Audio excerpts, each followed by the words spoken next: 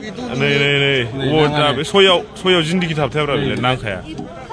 alloy सादाव हमथाबाय नयाव हमथाबाय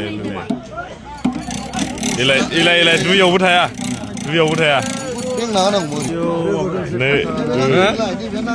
नै बे नाङा नै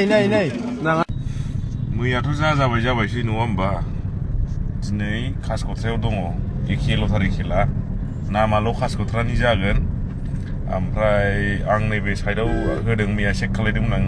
मोनसे जायगायाव खेला जानायखौ ओमफ्राय बिनिफ्राय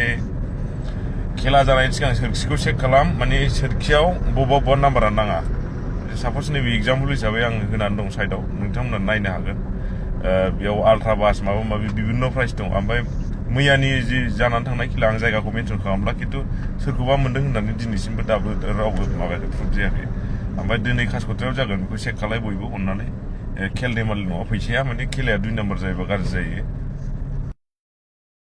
6था हाउस नालाय बेयाव सोरखिया 6था थायो 6थाखौबो मोजाङै मोजां बयबो चेक खालाय जाहाथे गासिबावबो माने बबेबा 6थायाव बबेबा मोनसे सोरखियाव 6 जाया 7 जाया 8 जाया